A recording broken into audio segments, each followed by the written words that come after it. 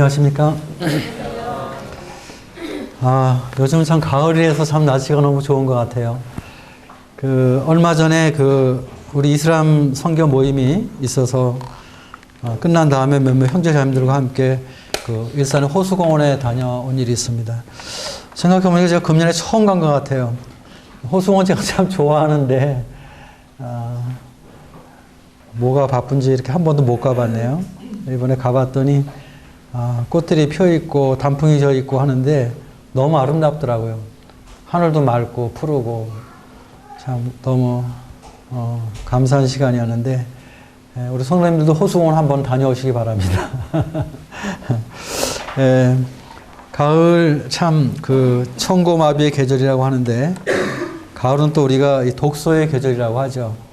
그래서 여러분들 어느 때보다도 성경을 가까이 하시고 성경을 많이 읽으셔서 영적으로 부요한 그러한 삶을 누리시길 바랍니다. 자, 오늘 우리 룻기 2장 말씀을 보겠습니다. 하나님 말씀 룻기 2장입니다.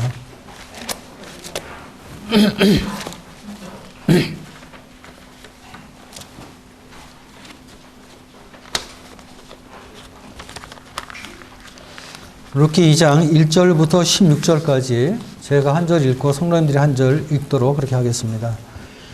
룻기 2장 1절부터 16절 제가 먼저 읽도록 하겠습니다. 룻기 2장 1절입니다. 나오미의 남편 엘리멜렉의 친족으로 유력한 자가 있으니 그의 이름은 보아스더라.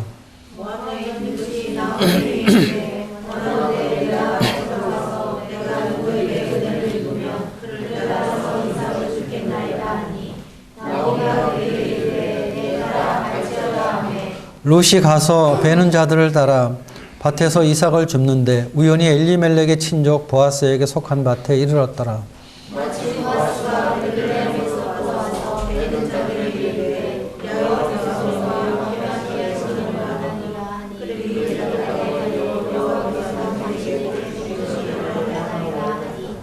보아스가 베는 자들을 거느린 사원에게 이르되 이는 누구의 소녀냐 하니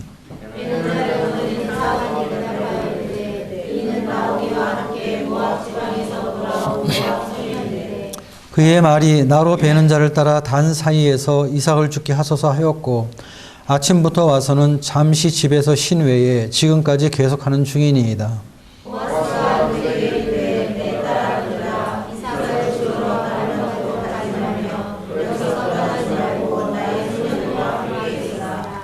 그들이 베는 밭을 보고 그들을 따르라. 내가 그 소년들에게 명령하여 너를 건드리지 말라 하였느니라. 목이 마르거든 그릇에 가서 소년들이 길어온 것을 마실지니라 하는지라.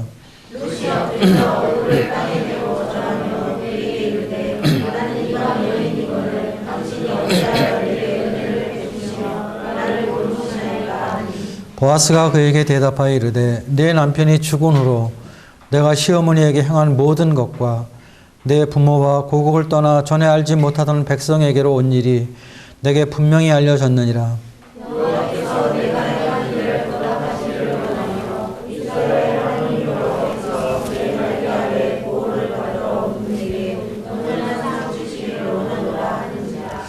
룻이 이르되 내 주여 내가 당신께 은혜 있기를 원하나이다.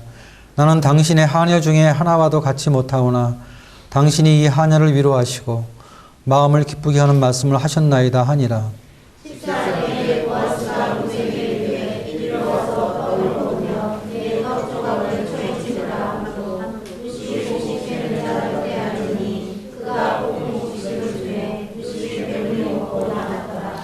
룻이 이삭을 주우러 일어날 때 보아스가 자기 소년들에게 명령하여 이르되 그에게 곡식단 사이에서 줍게 하고 책망하지 말며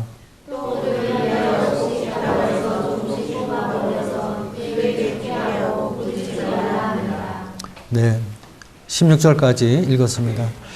오늘 룻기 2장 1절부터 16절 말씀을 통해서 풍성한 하나님의 은혜라는 제목으로 말씀을 드리도록 하겠습니다. 룻이 베들레헴에 돌아왔지만 이스라엘에 돌아왔지만 또 하나님을 믿었지만 그의 형편이 특별히 더 나아진 것은 아니었습니다. 그의 형편은 여전히 과부였죠. 과부라는 것은 구약시대 때 가장 그 힘이 없는 또 경제력이 약한 그런 사람이죠. 주님은 항상 과부와 고아를 돌아볼 것을 말씀하셨는데 룻은 여전히 과부로 이렇게 주님을 섬기고 있었습니다. 또 여기 보니까 이삭을 줍는 그런 여인의 모습을 우리가 이제 보게 되는데 이삭을 베는 사람이 아니라 이삭을 줍는 사람이죠. 그러니까 이삭을 베는 사람은 일꾼으로서 삭슬 받는 사람이지만 줍는 자는 아주 가장 가난한 자죠. 이런 그 위치에서 주님을 지금 섬기게 됩니다. 그리고 또 가장 어려운 것은 룻은 모압 여인이라는 것이죠. 이방 여인입니다. 특별히 이스라엘 백성들에게서 모압은 원수와 같은 민족이거든요. 근데 바로 조롱과 멸시의 대상인데 특별히 신명기 23장 3절에 보면은 모압 사람들은 하나님의 회중에 들어올 수 없습니다. 그래서 하나님의 백성들의 그 약속 가운데서는 외인이 된 그런 모습입니다. 이러한 그 모습으로 주님을 섬기는데 룻이 하나님을 믿고 베들레헴에 왔지만 이 베들레헴에서 룻은 가장 낮은 자리에서 하나님을 섬기는 그런 모습을 이 말씀에서 우리가 보게 됩니다. 그러면서 우리가 교훈을 받는 것은 우리가 주님을 섬길 때 이 낮은 자리에서 주님을 섬기는 것을 배우는 것이 얼마나 중요한가 하는 것을 배우게 됩니다. 왜냐하면 낮은 자리에 있을 때 우리는 섬김을 배울 수가 있고 또 우리가 낮은 자리에 있을 때 우리 주님을 배울 수가 있거든요. 그리고 우리가 사람을 섬기기 위해서는 내가 낮아져야 되는 것입니다. 그래서 우리가 이 주님을 섬기는 데 있어서 이 낮아짐을 배우지 못하면은 주님을 섬기는데 어려움이 많이 있을 수가 있습니다. 왜냐하면 이 섬기는 사람들은 내가 높아서는 섬길 수가 없는 것입니다. 내가 다른 사람보다 낮아져야 다른 사람을 섬길 수가 있기 때문입니다. 그리고 낮은 자리에서 주님을 섬길 때 주님께서 그 섬김을 사용하시고 또 주님께서 영광을 받으시죠. 그다음에 두 번째 생각해 볼 수 있는 것은 룻이 가지고 있는 이 문제는 베들레헴에 왔지만 해결할 수 없는 그런 문제들입니다. 특별히 그가 모압 여자로서 하나님의 총회에 들어갈 수 없는 이러한 그 어려운 문제들이 많이 있었는데 여기서 놀라운 것은 이 1절에 보니까 나오미의 남편 엘리멜렉의 친족으로 유력한 자가 있으니 그의 이름은 보아스다. 보아스가 등장하는 것을 보게 됩니다. 그리고 이제 이 보아스를 만나게 되는 것을 우리가 보게 됩니다. 이 보아스는 그 유력한 자라고 나와 있죠. 부자입니다. 바꿔 얘기해서 룻의 모든 문제를 해결해 줄 수 있는 그러한 아주 힘이 있는 사람인데 이 사람이 바로 친족이고 또 귀여운 물을 자로 이렇게 되어 있는데 바로 룻에게 있어서 이 보아스를 만나는 놀라운 날이 있었다는 것입니다. 그러므로 인해서 룻이 보아스를 통해서 주님의 은혜를 받는 하나님의 은혜를 누리는 이런 모습을 보게 되는데 참 이런 모습을 보면서 참 우리도 우리 죄의 문제를 해결할 수 없는 정말 우리가 스스로 할 수 없는 그러한 자들인데 어느 날 우리의 삶 속에 예수 그리스도를 만남으로 말미암아 그분을 우리의 구원자로 모심으로 말미암아 우리의 삶 속에 주님으로 믿음으로 말미암아 우리가 하나님의 은혜와 축복을 누릴 수 있는 이런 자가 되었다는 것을 생각할 때 주님 앞에 참 감사가 됩니다. 어쨌든 이 룻의 모습, 룻의 삶은 이 보아스를 만남으로 인해서 이제 전환점을 맞게 되죠. 바로 이 룻은 보아스를 만남으로 인해서 여러 가지 은혜와 사랑을 받게 되는데 룻에게 나타난 룻을 돌보고 있는 보아스의 모습을 통해서 성도를 사랑하는 주님의 은혜가 어떠한 것인가 주님의 은혜의 모습을 살펴보도록 하겠습니다. 2장 3절 말씀입니다. 2절부터 보겠습니다. 모압 여인 룻이 나오미에게 이르되 원하건대 내가 밭으로 가서 내가 누구에게 은혜를 입으면 그를 따라서 이삭을 주겠나이다 하니 나오미가 그에게 이르되 내 따라 갈지어다 하매 3절 룻이 가서 베는 자를 따라 밭에서 이삭을 줍는데 우연히 엘리멜렉의 친족 보아스에게 속한 밭에 이르렀더라. 여기서 우리가 생각해 보는 것은 룻을 인도하시는 하나님입니다. 이 하나님은 우리의 삶을 인도하시는 분이다 하는 것을 우리가 알게 되는데, 참 가난한 이들에게 있어서 가장 문제가 되는 것은 식생활 문제였습니다. 그래서 아무 재산이 없기 때문에 이제 룻은 누구에게 은혜를 입으면 밭에 가서 이삭을 줍겠다 이런 말을 나오미에게 하게 되고, 그리고 나오미가 이제 나가게 되는데, 사실 베들레헴에 아는 사람이 있는 것도 아니고 무슨 길을 잘 아는 것도 아니고 무슨 아는 밭이 있는 것도 아니죠. 그렇죠? 또 무슨 이삭 줍는 그런 경험을 한 일도 없습니다, 사실은. 그런데 룻이 이삭을 줍기 위해서 밭을 가는데 그 밭이 어떤 밭이었냐면 보아스에게 속한 밭이었다는 것입니다. 근데 이 보아스는 누구냐면 엘리멜렉의 친족이라고요.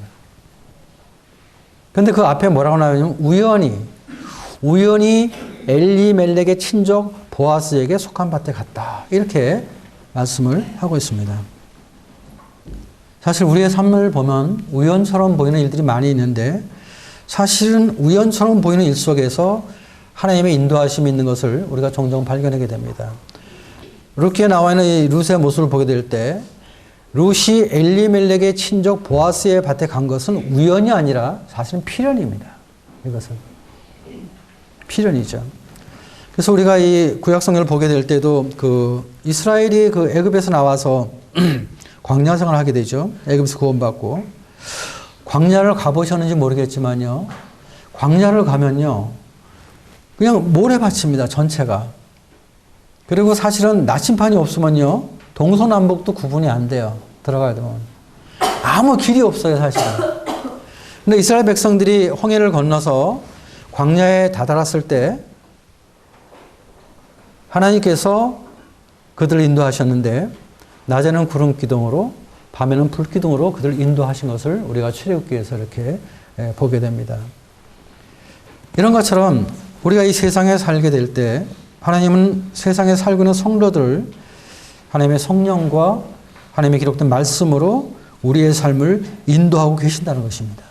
그래서 우리가 우리 마음대로 사는 것 같지만, 또 우리가 우리 생각대로 사는 것 같지만 사실은 주님의 인도하신 가운데 살아가는 것입니다. 우리가 지금 원당교회 주님을 섬기고 있잖아요. 많은 교회들이 있잖아요. 우리가 왜 원당에 와 있죠? 왜 원당교회를 섬기고 있죠? 우리가 볼 때 여러 가지 사정이 있고 또 이유가 있고 또 어떤 때는 우연히 온 것처럼 생각되지만 사실은 주님이 그렇게 인도하신 것입니다. 그래서 저와 여러분들은 원당에서 주님을 섬기고 원당교회에 다니는 것입니다. 시편 기자는 그렇게 말하고 있죠. 시편 119편 105절에 보면 주의 말씀은 내 발의 등이요 내 길의 빛이니이다.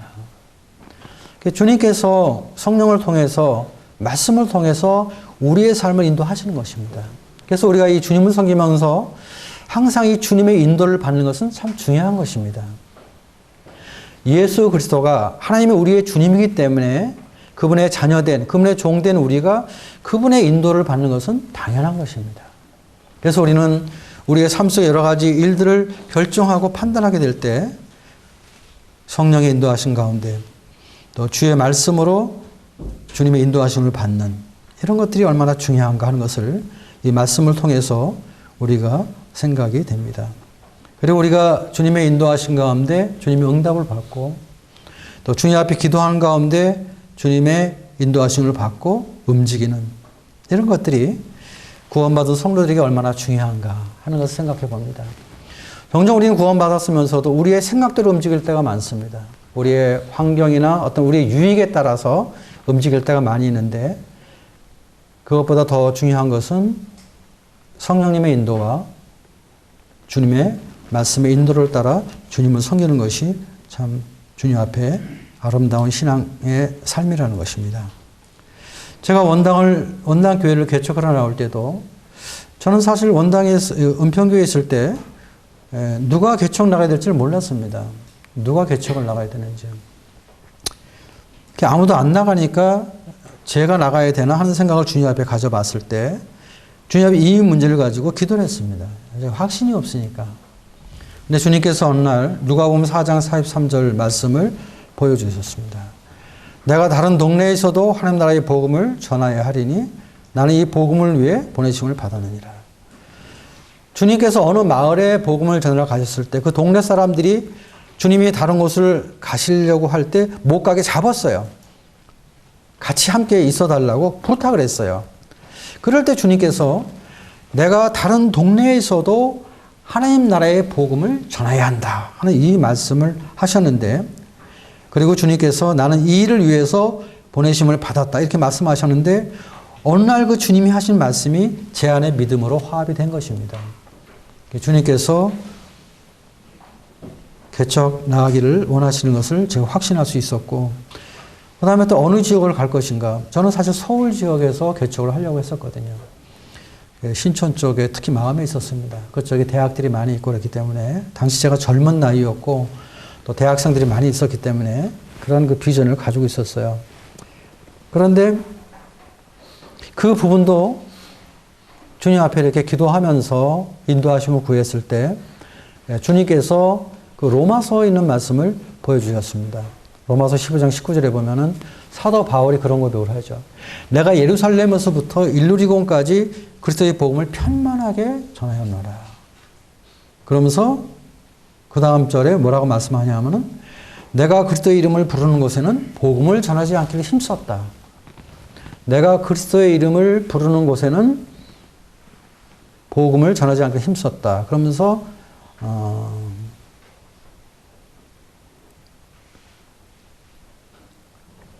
그 말씀이 제 마음 가운데 있게 되었을 때, 교회가 있는 곳에 주님이 개척하기를 원하지 않는, 교회가 없는 것을 원하시는구나 이런 생각을 하게 됐고, 그래서 원당을 생각하게 됐고, 원당에는 당시 저희 모임이 없었습니다.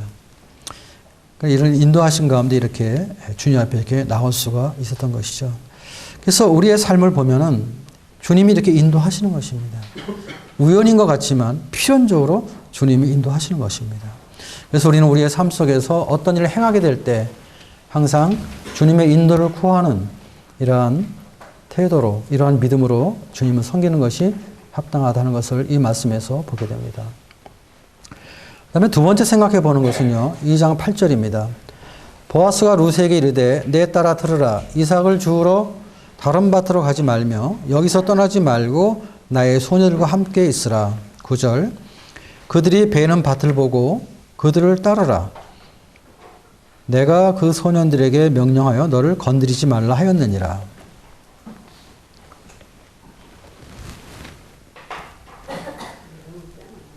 여기서 우리는 그 보아스가 룻을 보호하는 이런 모습을 보게 되는데요. 이 모습 속에서 우리가 생각해 보는 것은 하나님은 우리를 보호하시는 하나님이시다 하는 것을 우리가 여기서 발견할 수가 있습니다. 룻은 젊은 여자죠. 과부지 않아요. 그렇죠? 이 젊은 여자, 과부들은 남자들이 그냥 두지 않죠, 사실은. 많은 유혹들이 있습니다. 그래서 여러 가지 이제 위험한데, 근데 이 보아스가 특별히 이 룻에게 다른 밭으로 가지 말라고 말하고, 나의 소녀들과 함께 있으라고 말을 하고, 9절에 보면은 그 밭에 있는 소년들에게도 명령을 해서 룻을 건드리지 못하게 하는 이러한 모습을 이 말씀에서 이렇게 보게 됩니다. 이 보아스를 통해서 룻이 안전하게 보호를 받는 이런 모습을 우리가 보게 되는데, 우리가 이 세상에서 주님을 섬기면서 우리도 주님의 보호하심을 받을 필요가 있죠. 우리가 이 다른 밭을 봐서는 안 되는 것입니다. 다른 밭을 보게 될 때, 세상을 바라보게 될 때 우리 유혹을 받게 되고, 또 우리 믿음의 안에서 여러 가지 시험을 받게 되고 어려움을 받게 되죠. 세상이 우리를 유혹하면은 넘어질 수 있는 그러한 많은 어려움들이 우리 가운데 있는 것입니다. 그래서 이 성도님들은 항상 이 하나님의 집에 있어야 됩니다. 성도의 집 어디입니까? 하나님의 교회. 하나님의 교회, 그리스도의 몸된 교회에서 주님을 섬기고 또 우리의 믿음을 성숙하게 배우는 이러한 자세가 필요하죠. 우리가 가장 어려운 것은 이제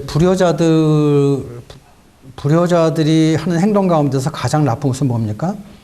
가출하는 것입니다. 가출.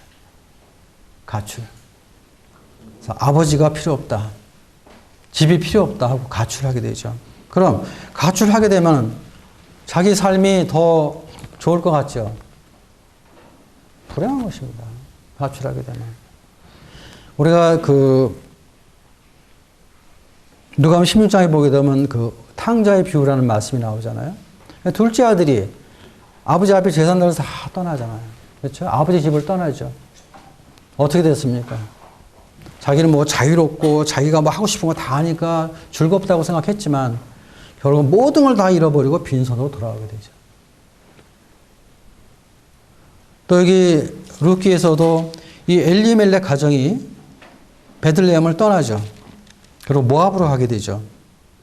그랬을 때 이들이 결말이 어떻게 됐습니까? 룻기 1장 21절에 보니까 내가 풍족하게 나갔더니 여호와께서 내게 비어 돌아가게 하셨다. 빈손으로 돌아오는 것을 우리가 보게 됩니다. 그래서 우리 성도님들은 이 하나님의 교회 안에서 아버지 하나님의 보호와 또 형제들의 교제 가운데서 주님을 섬기는 게 참 중요한 것입니다. 그래서 서로 우리가 격려하고 서로 또 돌아보고 서로 또 이렇게 교훈하고 서로 기도하고 또 서로 이렇게 도와주는 이러한 가운데서 주님을 섬길 때 우리 믿음이 성숙하게 자랄 수 있고 우리 믿음이 보호를 받을 수가 있는 것이죠. 아버지 집을 떠나서는 아버지의 보호를 받을 수 없는 거예요. 가장 어려운 것은 제가 이 교회를 떠나는 분들, 뭐 나름대로 이유가 있겠죠. 근데 교회를 떠나서는 안 되는 것이에요. 아버지 집에서 하나님의 교회 안에서 주님과 성도들의 교제 가운데 있을 때 사실 사탄도 건드리지 못하는 거예요. 그렇게 될 때는.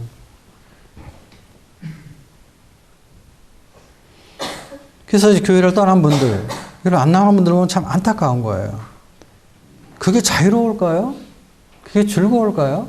결코 그렇지 않습니다. 설령 육신적으로 즐긴다 할지라도요. 결국은 어떻게 됩니까? 빈손으로 오는 거예요. 빈손으로. 우리가 주님의 교회 안에서 주님을 섬기고 또 주님은 성들과 함께 교제하며 함께 주님을 섬기는 것이 이게 큰 복입니다. 사실은. 신앙생활은 혼자 하는 게 아니에요. 신앙생활은 몸된 지체들의 연합 속에서 해가는 거예요. 연합 속에서. 그래서 사도 바울은 디모데후서 2장 22절에서 그런 말씀을 하죠. 청년의 정욕을 피하고 주를 깨끗한 마음으로 부른 자들과 함께 의와 믿음과 사랑과 화평을 따르라. 청년의 정욕을 피하고 주를 깨끗한 마음으로 부른 자들. 누구겠어요? 그리스도 안에 있는 성도들입니다. 세상 사람들은 그렇지 않아요. 세상 사람들은. 그래서 우리가 주님을 섬기면서 누구와 많이 시간을 보내느냐, 이게 상당히 중요한 거예요. 누구와 어디서 시간을 많이 보내느냐. 이 세상 사람들과 많이 시간을 보내면요, 세상 사람을 닮아가요. 또 세상 사람을 따라가게 돼 있어요, 어떤 사람들은. 그러나 주님 안에 있는 성도들, 정욕을 피하고 주님을 깨끗한 마음으로 부르는 이런 성도들과 함께 의와 믿음과 사랑과 화평을 따르게 될 때 우리는 주님 안에서 우리의 거룩을 지키고 주님의 나라와 의를 구하는 이런 삶을 살 수가 있는 것입니다. 그래서 항상 우리가 이 주님과 함께 행하는 것 굉장히 중요한 것이죠. 왜냐하면 주님께서 우리를 보호하시기 때문입니다. 우리가 사실 지금까지 이렇게 믿음 안에 있는 것도 사실은 하나님의 보호하심이 우리의 삶 속에 함께 하기 때문에 가능한 것입니다. 우리가 뭐 잘나서 안 그래요. 제가 주님을 섬기면서 깨닫는 것은요. 주님이 은혜와 자비를 걷어가시면요. 우리는 아무것도 할 수 없어요. 뭐 내가 쌓아놓은 것도 하루아침에 무너져요. 뭐 내가 굉장한 사람처럼 뭘 해놨다고 생각할지 모르는데 그 주님의 은혜와 자비가 우리 삶 속에 함께 하기 때문에 가능한 것이지 주님의 은혜와 자비 걷어가시면요. 하루아침에 무너져요. 그래서 우리가 주님 앞에 겸손한 마음을 갖는 것이 참 필요하죠. 그 다음에 그 2장 9절 하반절 보겠습니다. 목이 마르거든 그릇에 가서 소년들이 기러온 것을 마실지니라. 그 다음에 2장 14절 보겠습니다. 식사할 때 보아스가 룻에게 이르되 이리로 와서 떡을 먹으며 네 떡 조각을 초에 찍어라 하므로 룻이 곡식 빼는 자 곁에 앉으니 그가 볶은 곡식을 주매 룻이 배불리 먹고 남았더라. 참 이 과부에게 있어서 경제적으로 어려운 사람에서 가장 어려운 것은요, 식생활 문제입니다. 지난 수요일에 임석광 님이 이 보릿고개 얘기를 하셨지만 저희 어릴 때는 하루하루 사는 게 문제였어요. 무엇을 먹느냐 하는 것이. 먹는 것이 많지 않았기 때문에. 저는 서울에 살았기 때문에 이명재님처럼 뭐 이렇게 많이 고생은 안 했지만 그래도 어쨌든 뭐 쌀을 갖다 무슨 뭐 말로 사다 먹고 가만히로 사다 먹어본 일은 없어요. 항상 봉지쌀 사다가 그날 하루 이틀 거 사다 이렇게 먹었거든요. 정말 일용할 양식만 공급을 받는 그러한 시대였는데 이 나옴이나 룻이나 이 과부로서 아무 경제력도 없고 아무 힘도 없고 또 빈손으로 돌아갔단 말이에요. 이들에게 있어서 하루하루 살아간다는 것은 참 엄청난 어려움이 될 수밖에 없는 그러한 것인데 근데 주님께서 보아스를 통해서 룻의 필요를 공급하시는 이런 모습을 보게 됩니다. 그래서 물을 주고 또 떡 조각도 이렇게 주고 그리고 또 15절 보세요. 룻이 이삭을 주우러 일어날 때 보아스가 자기 소년들에게 명령하여 이르되 그에게 곡식단 사이에서 죽게 하고 책망하지 말며 또 그를 위하여 곡식 다발에서 조금씩 뽑아버려서 그에게 죽게 하고 꾸치지 말라. 이삭 줍는 사람은 이 추수가 다 끝난 다음에 주실 수 있는 것입니다. 그런데 지금 보아스는 룻에게 도움을 주기 위해서 곡식 단엔 사이에서 죽게 하고 그 다음에 곡식 다발에서 일부러 떨어뜨리는 거예요. 룻이 많이 주실 수 있도록 배려해주는 이런 모습을 보게 되는데 율법 안에서는 행할 수 없는 것이죠. 율법 안에서는 추수가 끝난 다음에 밭에 가서 줄 수 있는 것인데 이 보아스가 베푼 은혜는요. 이 주님의 은혜를 생각하는 거예요. 그냥 자기 있는 다발에서 막 빼서 주는 거예요. 주님 참 은혜로우신 분인 것을 여기서 보게 되는데 특별히 또 자기 그 먹는 상에서 먹을 것을 허락하는 이런 것을 보게 되는데 참 주님은 우리의 필요를 아시고 공급하시는 그런 하나님이시다 하는 것을 보게 됩니다. 우리 청년들이 이 직장 문제나 이런 앞으로의 생활 문제 때문에 많이 아마 어려워할 거예요. 저도 청년 때 젊었을 때 많이 고민했거든요. 저는 그때 장남이었습니다. 제 밑으로 동생이 셋이 있었고요. 아버지 안 계셨고 어머니 계셨고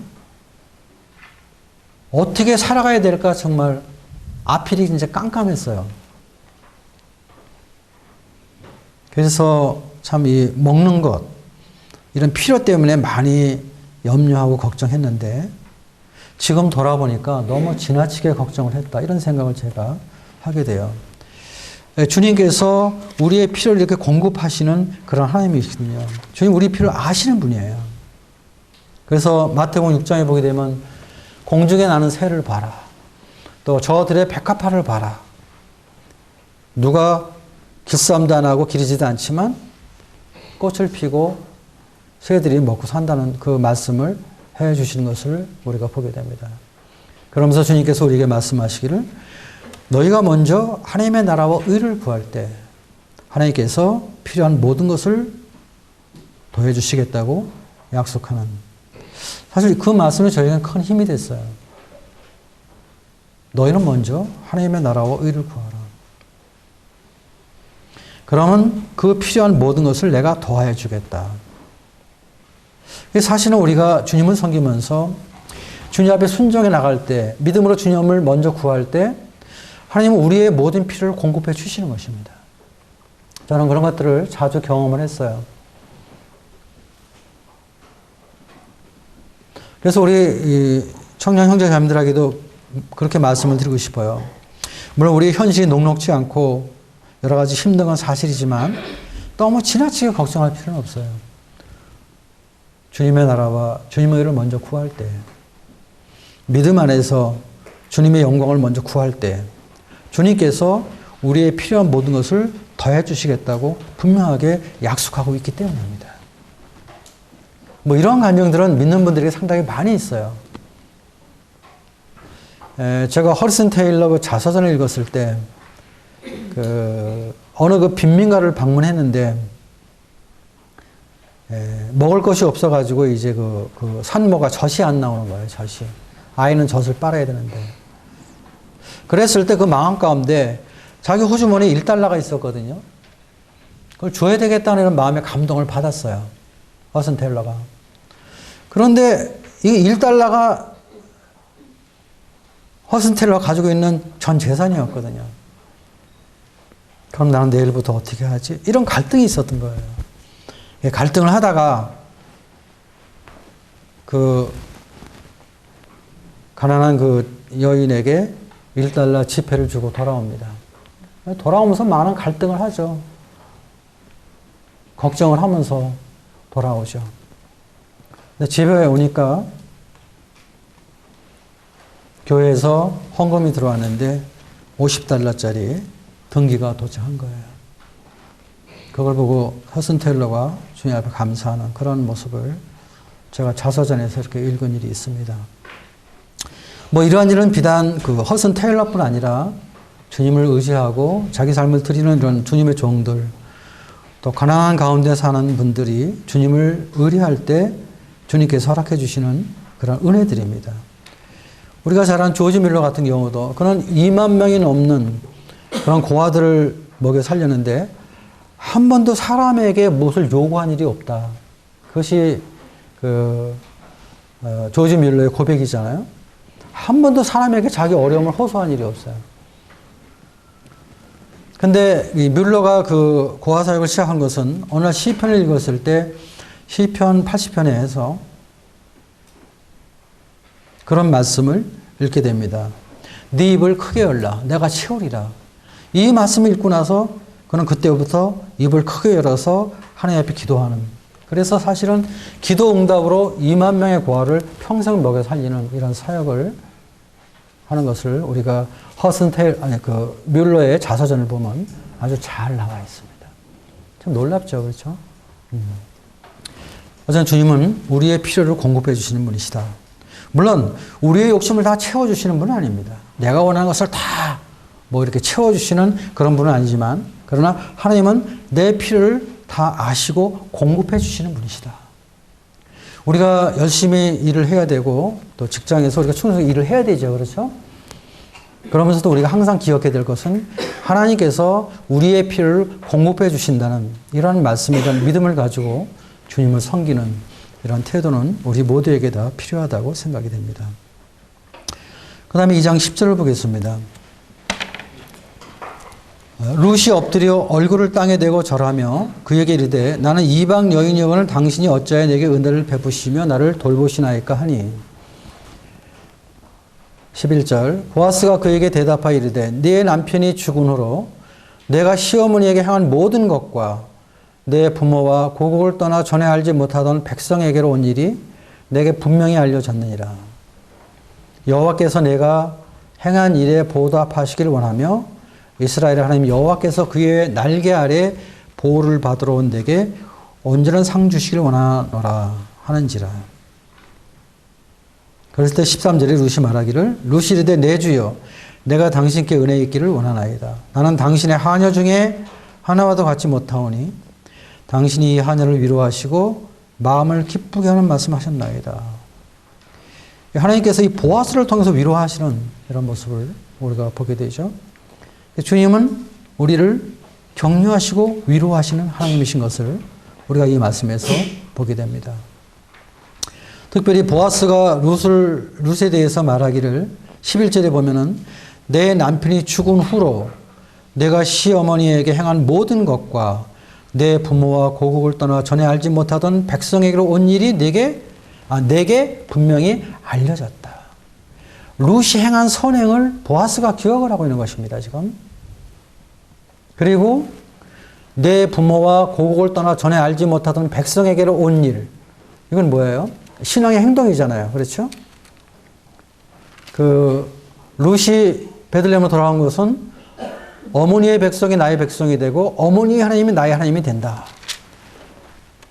룻의 백성은 모압 사람이잖아요. 근데 모압 백성을 떠나서 모압 신을 떠나서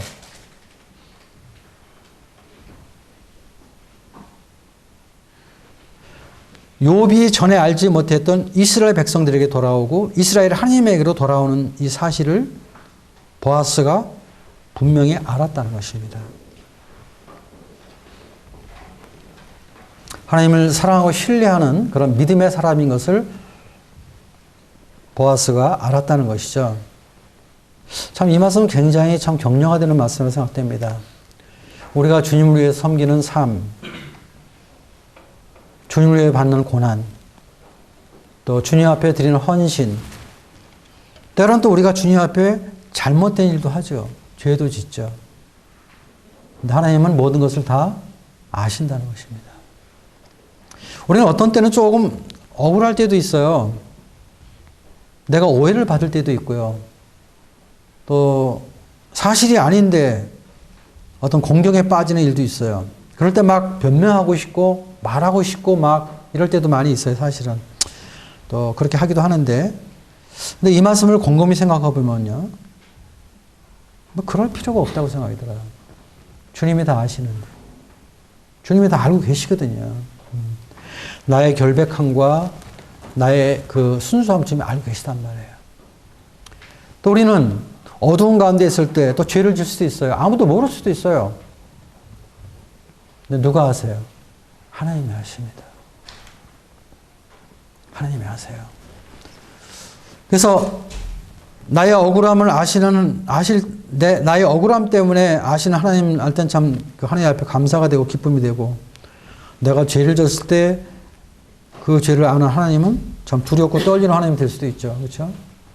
하나님을 경외하는 이런 마음이 있을 수 있습니다. 하나님 모든 것을 다 아시는 분입니다. 지극히 작은 일도 다 하나님 보고 계십니다.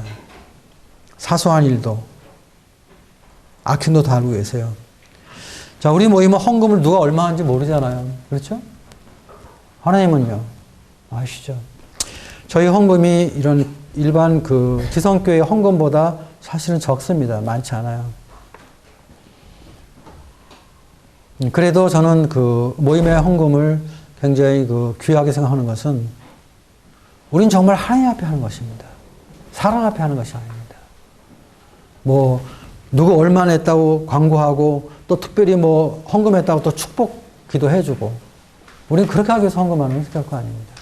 우린 정말 은밀한 가운데 보시는 하나님 앞에 하는 헌금이기 때문에 우리 헌금이 비록 어떤 기성교회 헌금보다 작은 헌금일지라도 그 헌금은 굉장히 귀한 헌금입니다.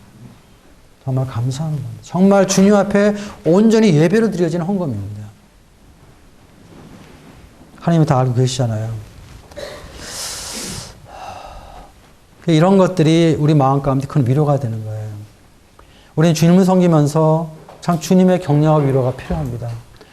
어떤 때는 주님 섬길 때 낙심될 때도 있고 어떤 때는 마음이 상할 때도 있어요. 성경에 기록된 약속과 하나님의 말씀을 믿는 믿음을 그 말씀이 우리 마음 가운데 믿음으로 화합되게 될 때 정말 우리 마음에 큰 위로와 힘을 얻게 됩니다.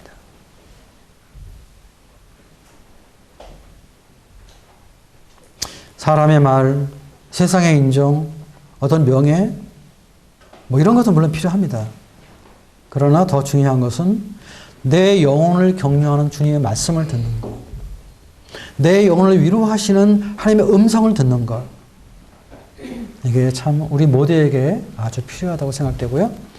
이러할 때 우리는 우리가 주님을 섬기는 환경이 아무리 어렵고 힘들어도 꿋꿋하게 주님을 섬기는 것입니다. 꾸준하게. 변덕스럽지 않게. 좋을 때는 뭐 그냥 확 좋다가 또 뭐 안 좋을 때는 또 뭐 그냥 물론 우리가 사람이기 때문에 육체를 가지고 있기 때문에 그런 변덕스러운 그런 마음과 행동을 할 때가 있지만 가능하면 안 하면 좋겠어요. 저는 가능하면 안 하기를 원하는 마음이 제 안에 있죠. 우리가 특별히 이 성도님들과 함께 주님의 교회 안에 주님 섬길 때 우린 정말 서로 격려가 필요해요. 서로 위로가 필요해요. 뭐 어떤 일에 대해서 무시하고 과소평가하고 판단하는 것보다는요, 우리가 인정해주고 세워주고 위로해주고 또 마음으로 같이 어려움을 같이 나눠주는 이런 것도 우리 모두에게 필요합니다. 우린 이런 부분에 저부터는 상당히 좀 약해요. 뭐 잘못 있는 거 지적하는 건 다 잘해요. 저도 아주 그런 걸 칼같이 잘하는 사람이에요. 눈에 잘 보이거든요, 그런 것들은. 그런데 이렇게 세워주고 또 인정해주고 또 어려움 가지고 있는 성도들의 그 어려움을 같이 어려워해주는, 우는 사람과 같이 울어주는 이런 게 사실 우리 필요합니다. 이런 것들이 위로가 될 수도 있어요. 제가 약 7년 전에 그 대장암 판정을 받았을 때 뭐 요즘은 약이 좋으니까 괜찮아요. 뭐 이런 건 위로가 안 됐어요, 사실은요. 근데 저를 위해 위로해주는 몇몇 형제 자매들의 그 눈물은 저한테 위로가 됐어요. 저를 위해서 울어주는 거예요. 제 앞에서. 그런 위로가 필요한 겁니다, 사실은요. 그런 위로가. 그래서 우리가 주님의 교회 안에서 위로하고 격려하는. 사도 바울은 고린도 1장에 보면 그런 말씀이 있죠. 자비의 아버지이시여 모든 위로의 하나님, 이런 표현이 있습니다. 우리 하나님은 자비의 아버지이시고 모든 위로의 하나님이십니다. 그래서 우리가 주님을 섬기면서 우리 성도들을 위로하고 격려하고 세워주는 것 참 필요한 것입니다. 사실 세상에 나가서 세상 사람들이 우리를 위로합니까? 세상 사람들이 우리를 격려합니까? 못마땅히 여기고 또 자기들과 함께 어떤 어둠의 일에 참여하지 않음으로 인해서 질시하고, 그래서 우리가 애매히 고난받을 때가 종종 있습니다. 어디 와서 위로받아야 됩니까? 하나님의 교회에 와서 위로를 받아야 됩니다. 주님의 몸된 교회에 와서 우리가 위로를 받아야 됩니다. 하나님의 말씀으로, 성령의 음성으로, 또 우리 성도들의 사랑과 위로로 서로 그렇게 해야 됩니다. 지금 13절 보십시오. 룻이 이르되 내 주여 내가 당신께 은혜에 있기를 원하나이다. 나는 당신의 하녀 중에 하나와도 같지 못하오나 당신이 이 하녀를 위로하시고 마음을 기쁘게 하는 말씀 하셨나이다.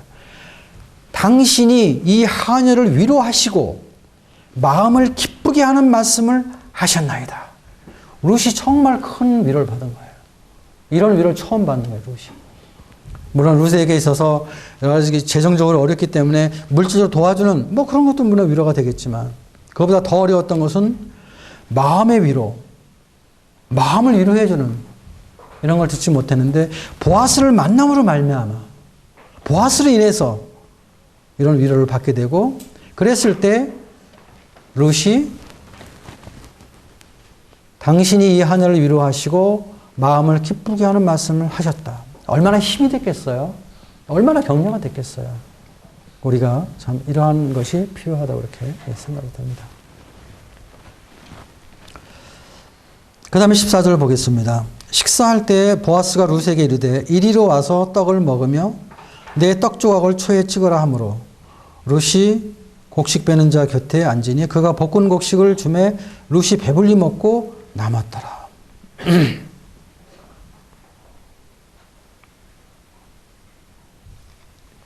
보아스가 룻을 불러서 자기 식탁으로 초대하면서 떡을 주고 또 떡에다가 또 이 초에 찍어 먹을 수 있도록 또 초를 주고, 그리고 배불리 먹는 이런 모습을 우리가 보게 되죠.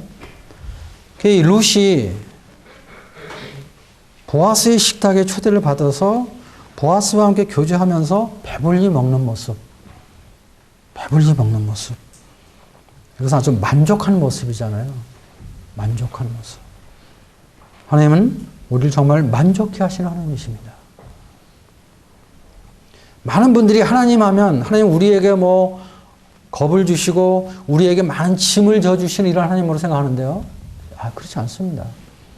하나님 우리를 만족해 하시는 하나님이십니다. 룻이 이런 만족함을 누릴 수 있었던 것은 전적인 보아스의 은혜입니다.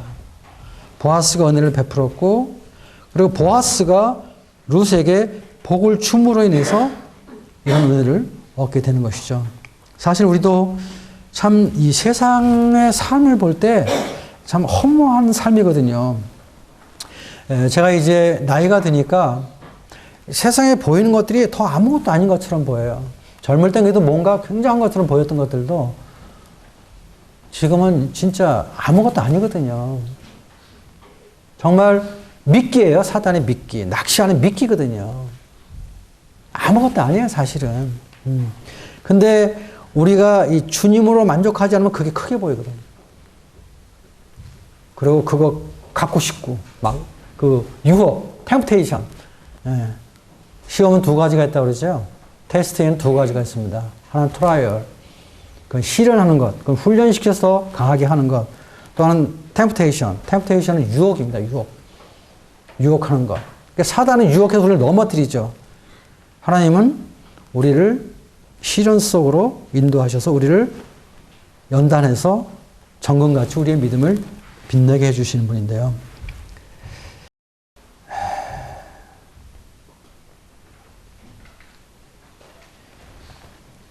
보아스의 은혜로 룻이 복을 받는 것처럼 우리 성도님들은 주님의 은혜로 복을 받는 것입니다.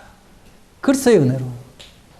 그래서 그리스도의 복 가운데서 주님과의 사귐 속에서 사실은 풍성한 부유함을 누리는 것입니다. 제가 자주 말하죠. 영생이 무엇입니까? 단순하게 뭐 영원히 사는 것, 그냥 천국 가야 누리는 것. 영생은 유일하신 참 하나님과 그가 보내신 자 예수 그리스도를 아는 것이다. 어떻게 알아요? 기노스코. 경험적으로 알아가는 것이, 이론적으로 아는 것이 아니라. 주님과의 교제와 사귐 속에서 주님이 어떠한 분인가 하는 것을 경험적으로 알게 될 때 우리는 알면 알수록 그리스도 안에서 어떤 풍성한 부유함을 누리는 것입니다. 사실 아무것도 없는데도 내가 뭐 굉장히 뭐 큰 걸 가진 것처럼 마음이 뿌듯하기도 하고 어떤 때는 힘이 들기도 하고 힘이 되기도 하고 뭐 그런 걸 우리가 경험할 때가 있잖아요. 주님 요한복음 10장 10절에서 그렇게 말씀하셨죠. 내가 온 것은 양으로 생명을 얻게 하고 더 풍성히 얻게 하라는 것이다. 주님이 오신 것은 생명만 줄 뿐 아니라 생명 안에서 더욱더 풍성하게 얻게 하기 위해서 오셨단 말이에요. 그래서 우리가 생명을 얻고 나서 영생의 하나님과 함께 교제를 나누면 나눌수록 거기에 비례해서 우리의 영혼은 더욱더 풍성해질 수 있는 것입니다. 요한복음 4장 13절인가요? 그 사마리아 여인에게 하는 말씀. 이 물을 먹는 자는 다시 목마르. 이 물을 먹는 자는 다시 목마르거니와. 내가 주는 물을 먹는 자는 영원히 목마르지 아니하다. 내가 주는 물은 영원히 목마르지 아니하다. 그게 뭐예요? 성령 안에서 주님이 주시는 말씀이죠. 그래서 우리가 주님으로 만족할 수 있는 것입니다. 우리가 시편 23편 보면 다윗은 그런 고백을 하죠.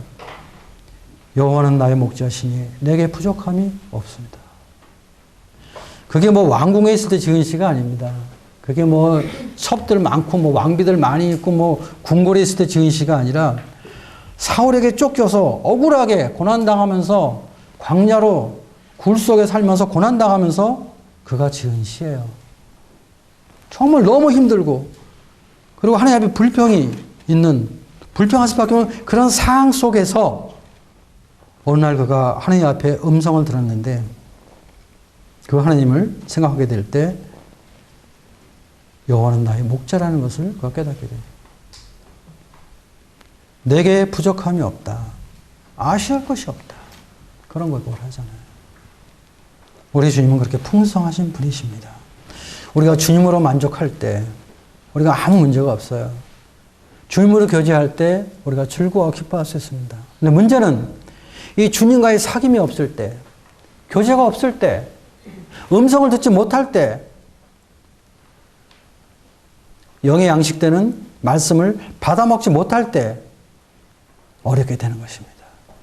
그러면 다른 밭 보는 거예요. 다른 밭. 다른 사람들 쳐다보는 거예요. 나도 저랬으면, 다른 밭 쳐다보면서 나도 저기서 저랬으면, 그건 다 미끼예요. 속임수란 말이에요. 근데 유혹이 되면 그 속임수가 실체인 줄 알고 접근하게 되고, 그렇게 하다 보면 어떻게 돼요? 우리 믿음을 잃어버릴 수가 있는 것이죠. 그래서 우리가 이 주님으로 만족할 때 우리 다른 밭 보지 않는 것입니다. 한눈 팔지 않는 것입니다. 주님, 우리의 삶 속에 우리를 실망시킨 분이 없는 거예요. 절대 주님 우리 실망시키는 분이 아닙니다. 우리가 주님을 실망시키죠, 우리가. 주님이 우리를 실망시키는 분이 결코 아니라는 것입니다. 말씀을 정리해 보겠습니다. 오늘 룻기에 나와 있는 이 보아스와 룻의 관계 속에서 참 풍성하신 우리 은혜의 하나님을 우리가 보게 되는데요. 첫 번째 보는 것은 무엇입니까? 주님 우리의 삶을 인도하시는 하나님이시다. 주님 우리의 삶을 인도하십니다. 내가 혼자 가는 것 같지만, 내가 결정하는 것 같지만 배후에는 주님이 우리의 삶을 인도하고 역사하시는 것이다. 두 번째는 주님 우리를 보호하시는 분이시다. 주님은 섬기면서 많은 위험과 어려움이 있는데 또 이 세상에서 우리의 믿음을 파손을 시키기 위한 사단의 많은 역사와 시험이 있는데 그런 가운데서 우리가 지금까지 믿음을 지킬 수 있다는 것은 주님의 보호하심, 우리를 보호하시는 하나님이 계시기 때문에 가능한 것입니다. 세 번째는 주님은 우리의 필요를 공급하시는 하나님이시다. 우리의 필요를 공급하시는 분이시다. 너무 오늘 세상이 너무 부유하다 보니까 욕심이 우리가 많아요. 다른 사람과 비교하다 보니까 상대적인 빈곤이 많은 거예요. 상대적인 빈곤. 그런데 주님은 주님의 나라와 의를 먼저 구하는 모든 사람들에게 필요한 모든 것을 더해 주시겠다 약속하시고 공급해 주시는 하나님이시다. 네 번째, 하나님 우리를 격려하시는 하나님이시다. 위로의 하나님이시고 자비 하나님이시다. 그리고 다섯 번째, 우리 하나님은 우리를 만족해 하시는 하나님이시다. 결코 우리를 실족시키거나 실망시키시는 그런 하나님이 아니시다. 우리가 믿는 하나님이 이런 하나님이십니다. 우리 안에 거하시는 하나님은 이런 주님이십니다. 이 주님이 나의 삶을 주관하심으로 주님을 나타내는 삶을 살게 될 때 우리는 주님으로 인해서 만족한 삶을 살게 되는 것이죠. 주님이 나를 다스리시고 또 내가 그 다스림 속에 순종해 나갈 때 주님은 우리의 삶 속에 주님의 아름다움과 거룩함을 드러낼 것입니다. 저와 여러분들이 그러한 삶을 사는 성도들이 되기를 바랍니다. 감사합니다.